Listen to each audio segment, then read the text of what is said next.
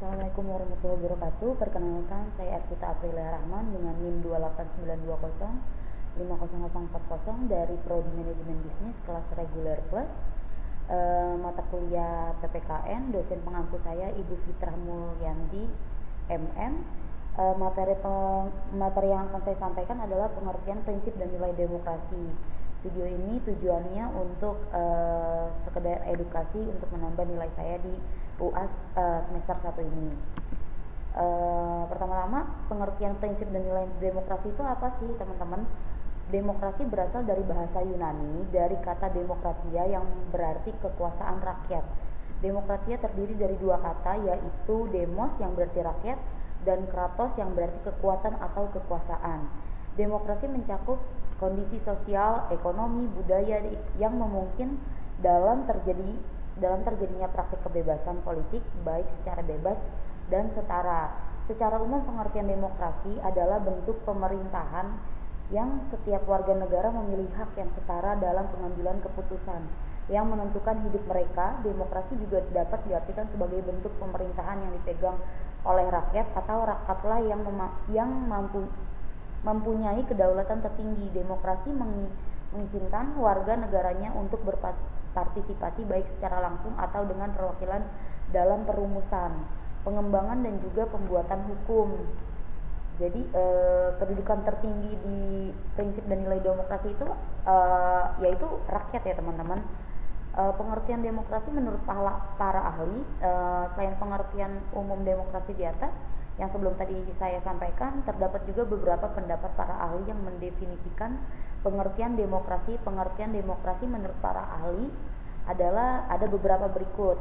Ada Abraham Lincoln, menurutnya pengertian demokrasi sistem pemerintahan yang diselenggarakan dari rakyat oleh rakyat untuk rakyat, seperti yang terjadi di sistem demokrasi yang ada di Indonesia ya teman-teman. Ada juga pemahaman dari Charles Costello. Menurut Charles Costello, pengertian demokrasi adalah sistem sosial dan politik pemerintahan diri dengan kekuasaan pemerintah yang dibatasi dengan hukum dan kebiasaan untuk melindungi hak-hak perorangan warga negara.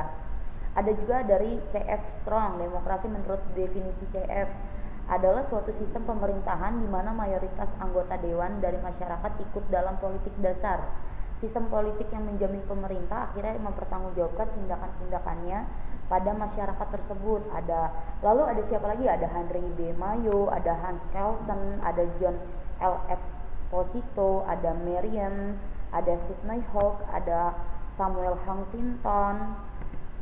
Prinsip-prinsip demokrasi itu dan prasyarat dari berdirinya negara demokrasi telah terakomodasi dalam konstitusi NKRI atau yang biasa kita sebut Negara Kesatuan Republik Indonesia. Prinsip-prinsip demokrasi jika ditinjau dari pendapat Al-Madudi yang dikenal dengan suku guru demokrasi, menurut Al-Madudi prinsip-prinsip demokrasi adalah sebagai berikut.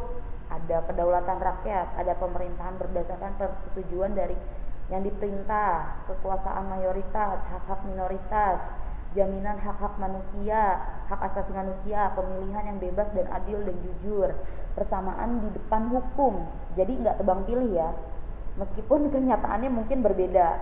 Ada juga proses hukum yang wajar, pembatasan pemerintah secara konstitusional, pluralis sosial, ada ekonomi dan politik, nilai-nilai toleransi, pragmatisme, kerjasama dan mufakat. Prinsip-prinsip demokrasi secara umum. Selain prinsip demokrasi menurut pendapat para ahli, terdapat beberapa prinsip umum demokrasi, antara lain itu ada keterlibatan warga negara mengenai pembuatan keputusan politik. Biasanya kalau sekarang itu diwakilkan oleh Dewan ya, Dewan Perwakilan Rakyat.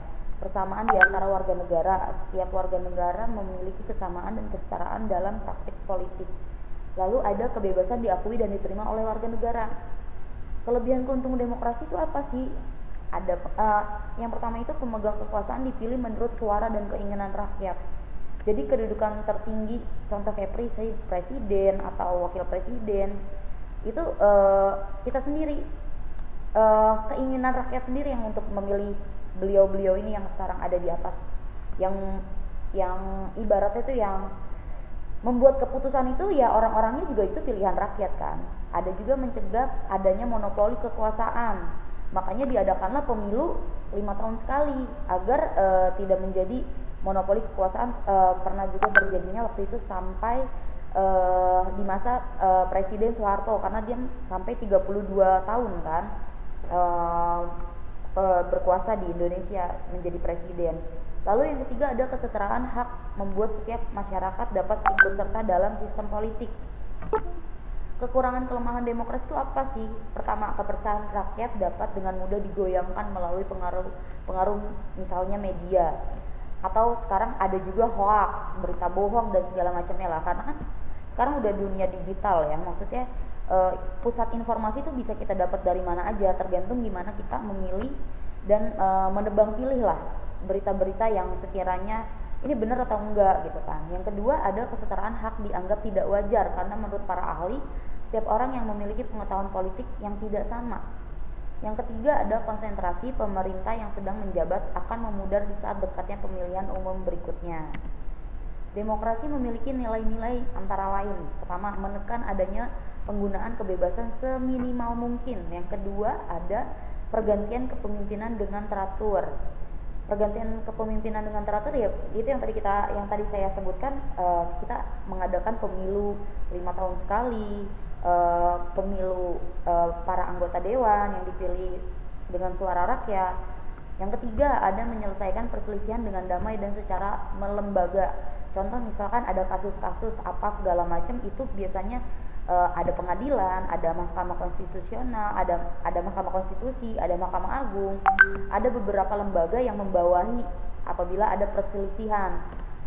Lalu yang keempat ada menjamin terselenggaranya perubahan yang terjadi di masyarakat dengan damai atau tanpa adanya gejolak. Rembuk ya, lebih ke rembuk nih, suara terbanyak biasanya diambilnya. Yang kelima lalu mengakui dan menganggap wajar adanya perbedaan atau keanekaragaman. Ciri-ciri demokrasi digambarkan dalam suatu pemerintah didasarkan atas sistem demokrasi dalam sebagai berikut. Pertama, pemerintah berdasarkan kehendak dan kepentingan rakyat banyak. Yang kedua, ciri konstitusional, yaitu mengenai kepentingan, kehendak ataupun kekuasaan rakyat yang dituliskan di konstitusi dan di undang-undang negara. Ketiga, ada ciri perwakilan, yaitu mengatur negaranya, kedaulatan rakyat diwakilkan dari beberapa dari beberapa orang yang sudah dipilih oleh rakyat itu sendiri. Yang keempat ada cara ciri pemilihan umum, yaitu suatu kegiatan politik yang dilakukan untuk memilih dalam pemerintahan. Kelima ada ciri pertayan, yaitu partai menjadi sebuah sarana atau media sebagai bagian pelaksana sistem demokrasi. Wadahnya orang-orang yang memang mencalonkan diri atau tempat wadahnya untuk mengumpulkan apresiasi dari rakyat itu sendiri. Lalu ada juga ciri kekuasaan, yaitu terdapat pembagian dan juga pemisahan kekuasaan. Contoh misalkan kayak pilgub atau beberapa bupati kayak gitu-gitu ya teman-teman. Kekuasaannya itu kan berbeda-beda. Contoh misalkan gubernur Jawa Barat ya tidak bisa mengurusi segala kegiatan yang ada di Jawa Tengah. Lalu ada ciri tanggung jawab, yaitu dengan adanya tanggung jawab baik, pihak yang telah terpilih dapat ikut. Ciri tanggung jawab yaitu dengan adanya tanggung jawab baik, pihak yang telah terpilih dapat ikut dalam pelaksanaan suatu sistem demokrasi. Ciri-ciri demokrasi menurut Bingham Paul Gier, ciri-ciri demokrasi adalah sebagai berikut. Yang pertama yaitu legitimasi pemerintah didasarkan dari keputusan pemerintah yang mewakili keinginan rakyat. Artinya apapun yang dilakukan pemerintah baik patuh pada aturan hukum didasarkan untuk menekankan bahwa apa yang dilakukan pemerintah merupakan kehendak rakyat. Jadi kebanyakan memang yang terjadi saat ini mereka mengatasnamakan rakyat, padahal enggak juga ya. Lalu yang kedua ada pengaturan yang mengorganisasikan musyawarah mufakat atau perundingan untuk memperoleh legitimasi dengan melalui pemilihan umum yang kompetitif. Lalu yang ketiga, pemilihan secara rahasia dan tanpa adanya paksaan. Lalu yang keempat ada terdapat hak-hak dasar, misalnya kebebasan berbicara, kebebasan berkumpul, kebebasan berorganisasi, dan kebebasan pers. Macam-macam demokrasi banyak dipakai suatu negara dengan banyak macam-macamnya. Jadi mengenai macam-macam demokrasi dapat dikelompokkan dalam beberapa pembagian, antara lain sebagai berikut. Yang pertama, macam-macam demokrasi berdasarkan penyaluran kehendak rakyat. Itu ada demokrasi langsung, direct demokrasi, lalu ada demokrasi tidak langsung, indirect demokrasi. Lalu ada juga yang kedua macam-macam demokrasi berdasarkan fokus perhatiannya. Contoh pertama demokrasi formal. Pengertian demokrasi formal adalah demokrasi yang berfokus dari bidang politik tanpa mengurangi kesenjangan ekonomi. Ada juga demokrasi material. Pengertian demokrasi material ini lebih kayak ke fokus bidang ekonomi tanpa mengurangi kesenjangan politik. Berbalik ya dari demokrasi formal. Lalu yang ketiga demokrasi gabungan. Pengertian demokrasi gabungan adalah demokrasi yang berfokus sama besar baik di bidang politik dan ekonomi. Lalu macam-macam demokrasi berdasarkan prinsip ideologi itu ada demokrasi liberal. Pengertian demokrasi liberal adalah demokrasi yang didasarkan dari hak individu suatu negara. Demokrasi liberal di mana setiap individu dapat mendominasi dalam demokrasi ini. Pemerintah tidak akan banyak ikut campur dalam kehidupan masyarakat di mana pemerintah memiliki kekuasaan terbatas. Demokrasi liberal disebut juga sebagai demokrasi konstitusi yang dibatasi oleh konstitusi.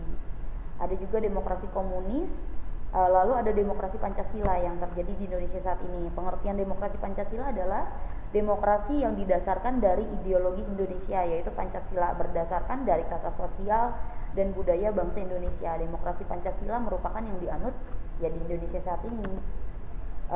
Sekian aja itu dari video pemahaman tentang prinsip dan nilai demokrasi dari Vita. Kurang lebihnya bisa cari referensi dari teman-teman yang lain atau dari media yang lain. Wabillahi taufiq wal hidayah. Wassalamualaikum warahmatullahi wabarakatuh.